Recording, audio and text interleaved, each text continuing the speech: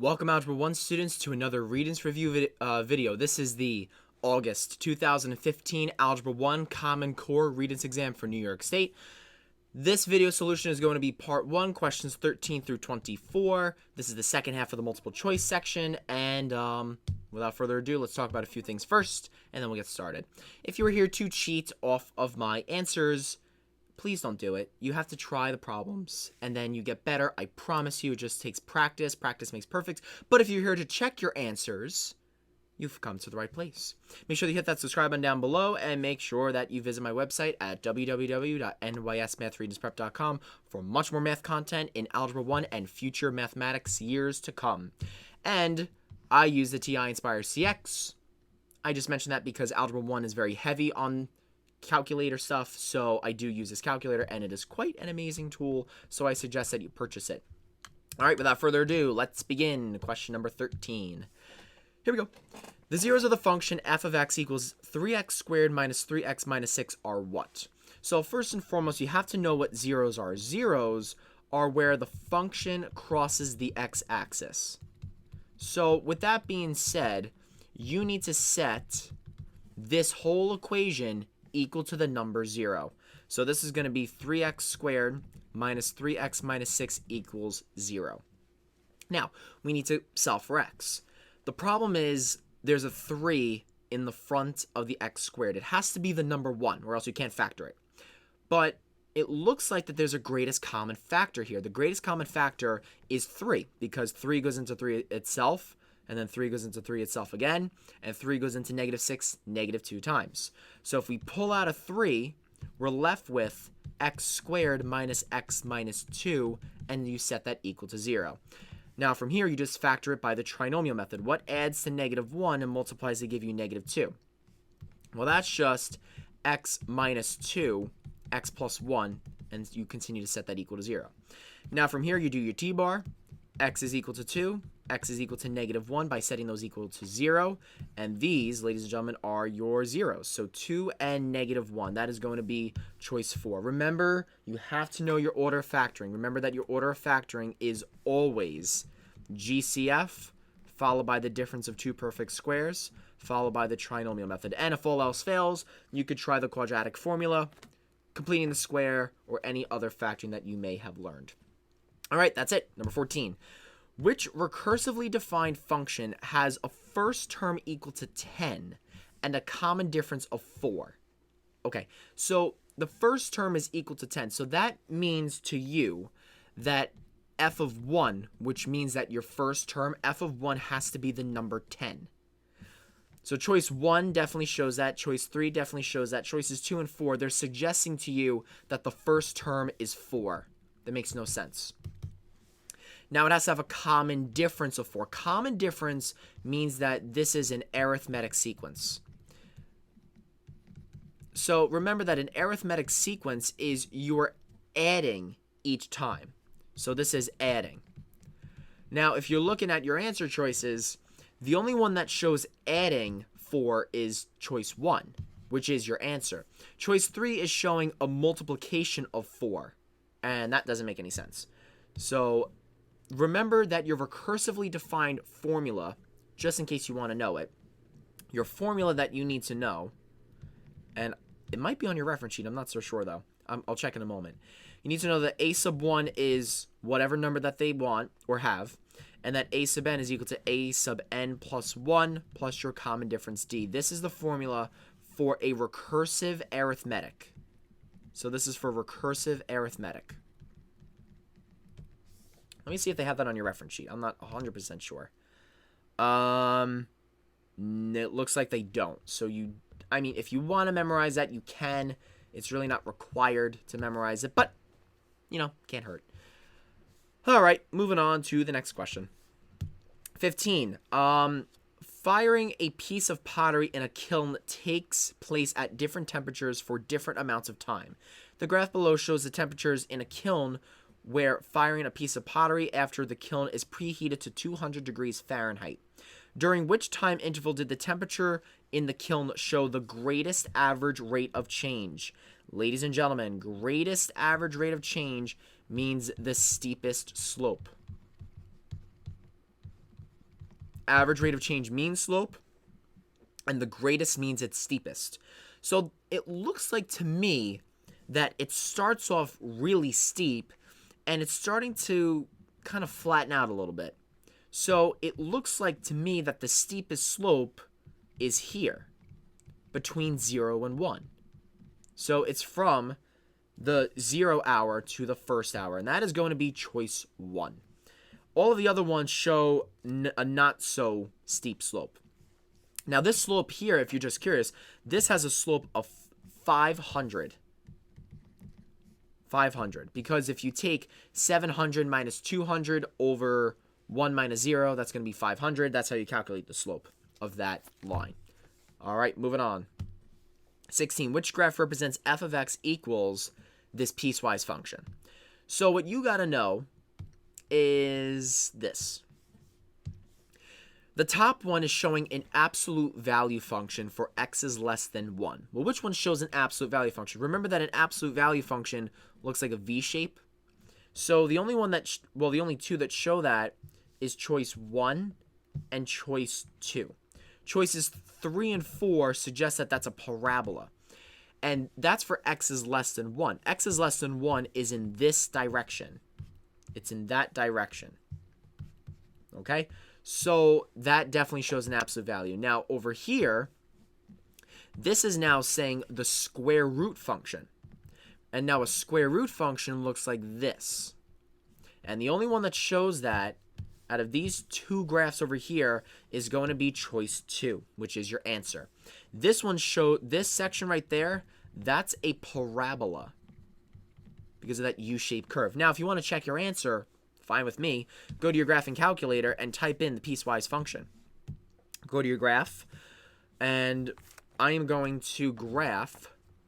Go to your little button next to the book. Your piecewise function is in the first row, 1, 2, 3, 4, the 7th column. So that's your piecewise function right there. Click on it. Why didn't it? That was weird. Let me do that again. Button, piecewise function. There we go. Now the absolute value bars is in that same button in the 2nd row, 1st column. All right. Type in x, arrow over. Now do x, control equals.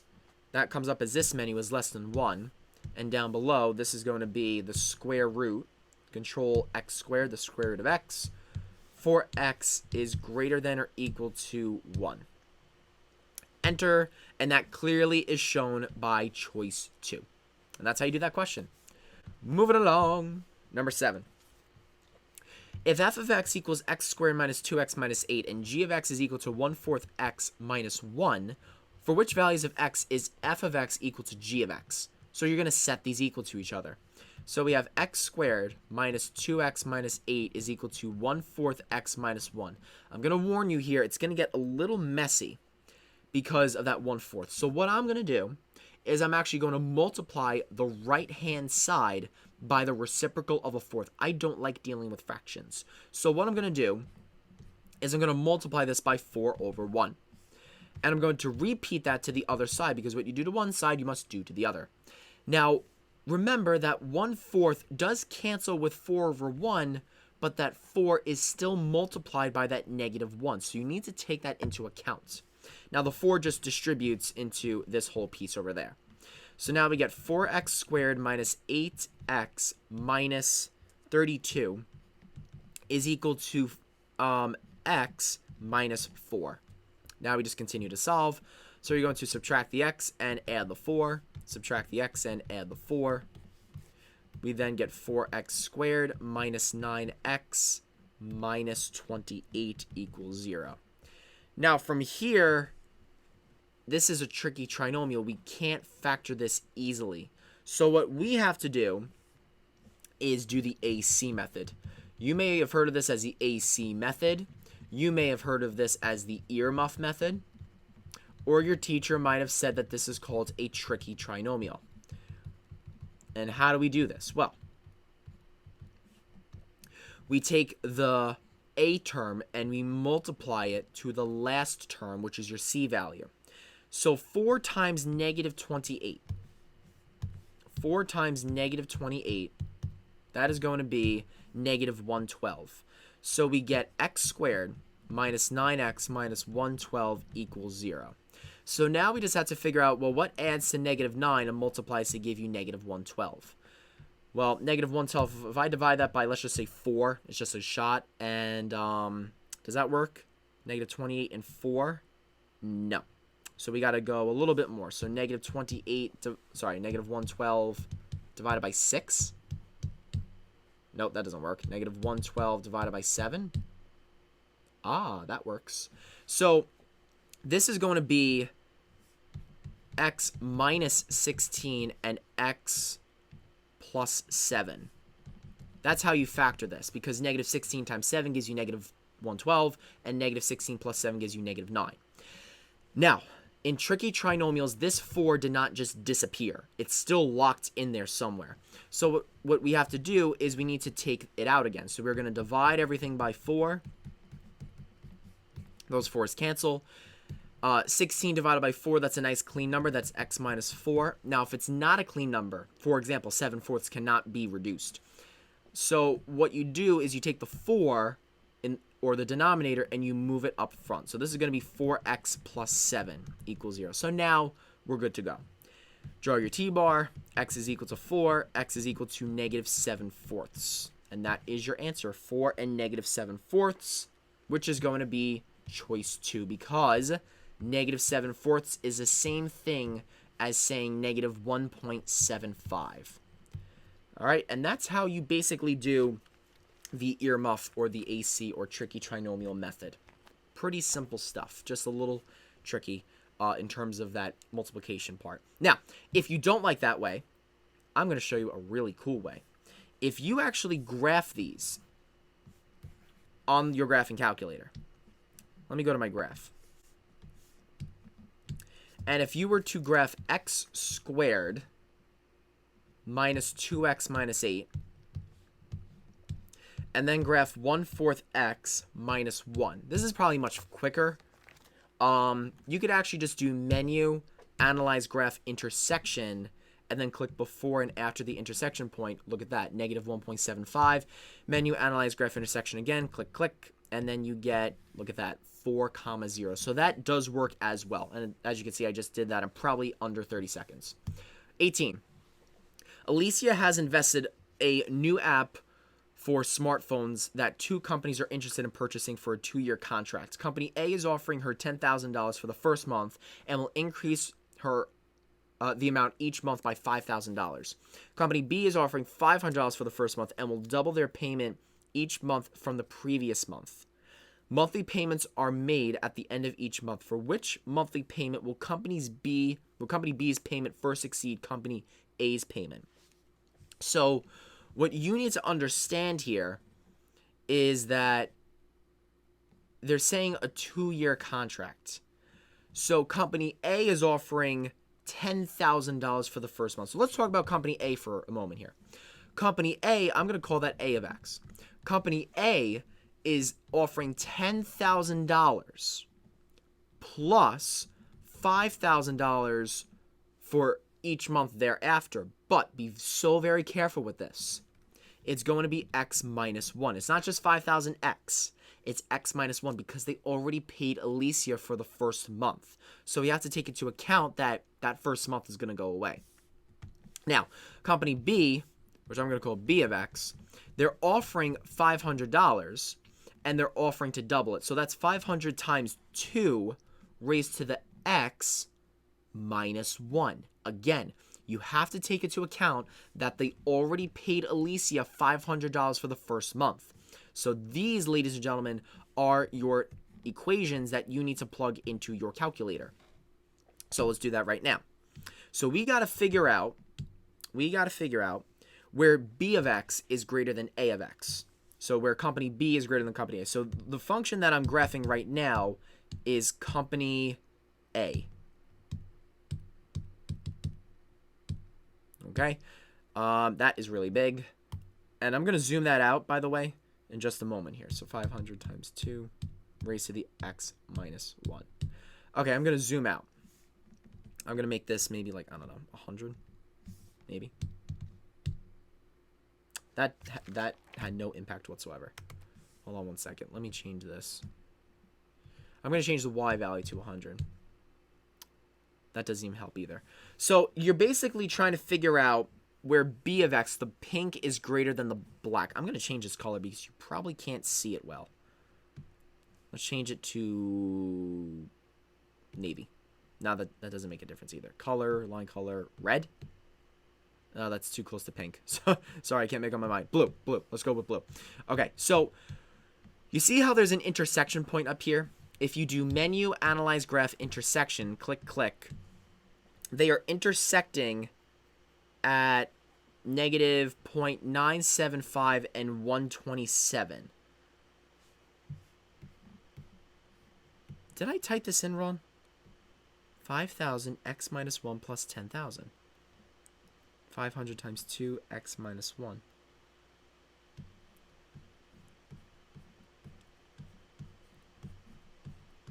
It says where company B is exceeding company A. Let me do Control T real quick. So in the answer choices, they're saying 6, 7, 8, 9. So let me go down here. 6, 7, 8, 9. Okay. So notice here, folks. 6, 7, 8, 9. So the blue, which is your A of X, it's 35,000, then 40,000, then 45,000, then 50,000. Your company B value, that's 16,000, 32,000, 64. So look here. It exceeds the blue when X is equal to 8. So that is going to be 64,000. So your answer is going to be choice 3. I wonder why I couldn't see that on my graph. Maybe it's so astronomically high that I couldn't even see it. Yeah, I don't know. I don't know what's going on here. Maybe if I go up to here. Okay, there are 2 intersection points. I'm sorry, because the graph is so big. Menu, analyze graph, intersection. I'm sorry, that's why I couldn't see it. So it is 7.39. That's the intersection point, but for the next month, it's going to be 8 months. So that's why choice 3 is going to be the answer. I couldn't see that for a second. All right, 19. All right, the 2 sets of data below represent the number of runs scored by 2 different youth baseball teams over the course of a season. Which sets of statements about the mean and the standard deviation is true? By the way, I don't know if you know this, but in your calculator, the mean is represented by an X bar, and your standard deviation is like a little O shape with a little squiggle at the top. So, just in case you didn't know that. So, I'm actually going to type in this information into my calculator. So go to your list and spreadsheets in your calculator, and I'm going to type in Team A, and I'm going to type in Team B. Okay? So the runs scored by Team A are 4, 8, 5, 12, 3, 9, 5, and 2. And Team B, 5, 9, 11, 4, 6, 11, 2, 7.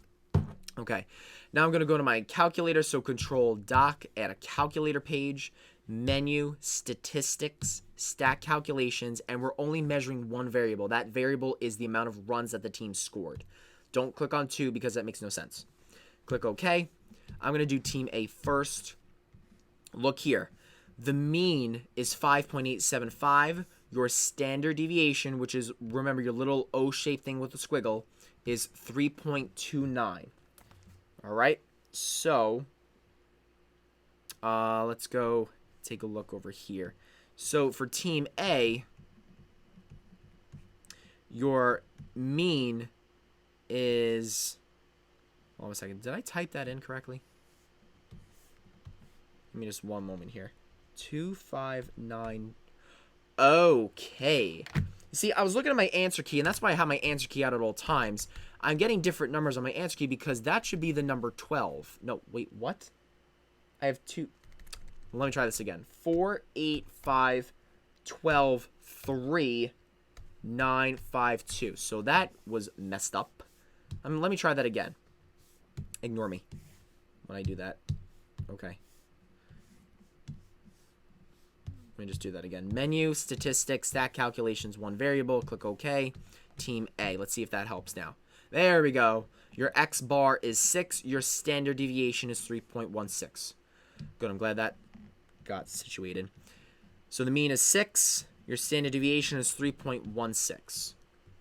Okay. Now, Team B, if I go back to my calculator page and I click on menu, statistics, stat calculations, one variable, click OK, then go down to Team B, and your, let's see, your mean is 6.875 and your standard deviation is 3.05. So just by basing my information off of the results of the calculator, we could conclude that the mean of Team B is greater than the mean of Team A, and the standard deviation of Team B is less than the standard deviation of Team A. So we're looking for that answer. So the mean of A is less than the mean of B. Yes, that's true. And the standard deviation of A is greater than the standard deviation of B. Absolutely. So that's going to be choice 1. Not too bad of a question. You just have to really be patient and take your time plugging it into the calculator. All right, number 19 is done. Moving on to number 20. If Lila completes the square for f of x equals x squared minus 12x plus 7 in order to find the minimum, she must write f of x in the general form f of x equals x minus a squared plus b. What is the value of a for f of x? So we're trying to find that value right here. So what we have to do is we actually have to complete the square. Okay, so remember, keep your letters on one side, numbers on the other side. So we have x squared minus 12x plus something equals 7 plus something. In order to solve for this number right here, remember that you have to take half of the middle term and you square it. So that's going to be negative 12 over 2. Square it. That's going to be negative 6. Negative 6 squared is going to be 36. So 36, 36. Now we need to factor this. This is x minus 6. X minus 6 is equal to the number 29. Sorry, that should be a negative 7, not a positive 7. So now we factor, well, not factor, we group these to give you x minus 6 squared. That's equal to 29. And this is just going to be x minus 6 quantity squared minus 29. And this, ladies and gentlemen, is f of x. So your value of a, now look here. Ooh, this is confusing. You see how there's a minus sign inside of the form already? And there's a minus sign over here? That means that the sign is not changing. So therefore 6 is your answer. It has to be positive. This choice 2 is the trick answer. If that was negative 6, that would become positive down here. But it's negative. So you have to be so incredibly careful with that answer choice. Don't let it fool you. All right, moving on to 21. Given the following quadratic functions, okay, cool, over which statement about these functions is true? So I'm going to go ahead and, do I want to graph it? No, I don't want to graph it. Let's factor this first, just to make it easy. Okay, so for, oh man. So they decided to put this as a negative 1, so we got to take out a negative. And we're left with x squared plus x minus 6 equals 0. We're going to factor this by what adds to 1 and multiplies to give you negative 6. That's x plus 3, x minus 2 equals 0. So, ladies and gentlemen, the roots of this equation is x is equal to negative 3 and x is equal to positive 2. So, now that we know that information, let's figure out what the roots are for this function, n of x. Well, you need to know that the roots of a function are where the y values equal 0. So these are your y values. Well, where does y equal 0? Negative 2 and 4. Those are your x values. So let's talk about these answer choices. Over the interval negative 1 to 1, the average rate of change for n of x is less than g of x. Okay, so I guess we do have to graph it. I'm going to graph it very quickly. Negative x squared minus x plus 6, and we have this function. Okay, so what is the slope from negative 1 to 1? Well, if I were to zoom in here from negative 1 to 1, look at the slope. The slope looks pretty darn, like, it doesn't look steep. If you look at the slope from -1 to 1, they're jumping from 5 to 9. So that's going to be 9 minus 5 over 1 minus -1, which is 2. So that is 9. Let's see, that's 4 over 2. That's a slope of 2. Okay, look, that's positive. This slope is negative. So therefore, we know that this makes absolutely no sense because it's not less than, it's greater than. So choice 1's out of the question. The y-intercept of g of x is greater than the y-intercept for n of x. Well, the y-intercept for this function looks like about 6. The y-intercept for this one is 8. Again, that doesn't make any sense because g of x is less than. That should say less than. Choice 2 is wrong. The function g of x has a greater maxima. Okay, meaning a larger turning point. The turning point for n of x is 1, 9. The turning point for this function over here looks to be about, let me just do it. The maximum for this is -0.5, so that's 6.25. The maximum for this graph is 9. That makes no sense. Your answer is choice 4. The sum of the roots of n of x equals 0 is greater than the sum of the roots of g of x equals 0. Well, the roots of g of x, if we add those together, -3 plus 2 is -1. So the sum of the roots for g of x is -1. The sum of the roots for n of x, well, -2 plus 4, that's going to be +2. And since 2 is greater than -1, choice 4 is the correct answer. That was definitely a challenging question. All right, number 22. For which value of p and w is p plus w a rational number? Okay, so rational number means that it could be simplified to write the ratio of two integers. So if you look here, 1 over radical 3. No, radical 3 is irrational. Because now remember, if you're adding, by definition, the sum of two rational numbers results in a rational number. Okay? So choice 1's out of the question because radical 3 is irrational. Let's take a look at choice 2. 1 over radical 4, 1 over radical 9. Radical 4 could be simplified to 2. Radical 9 can be simplified to 3. Look at that, ladies and gentlemen. Choice 2 is showing 1/2 plus 1/3. That's going to be resulting 5 over 6. 5/6 is a rational number because it's a fraction. And it could be written as the ratio of two integers. So that's why it's going to be choice 2. Choices 3 and 4, these are both irrational. Because look, radical 6 and radical 10, irrational numbers. Yeah, radical 25 is rational, but radical 2 is irrational. And remember that the sum of an irrational number plus any other number results in an irrational number. So that's why it is going to be choice 2 for number 22.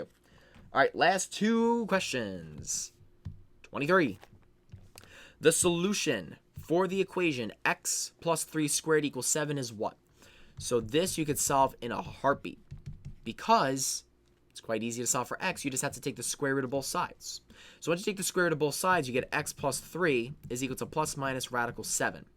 Then you subtract the 3 on both sides, and then you get x is equal to -3 plus minus radical 7, which is your answer. That is going to be choice 3.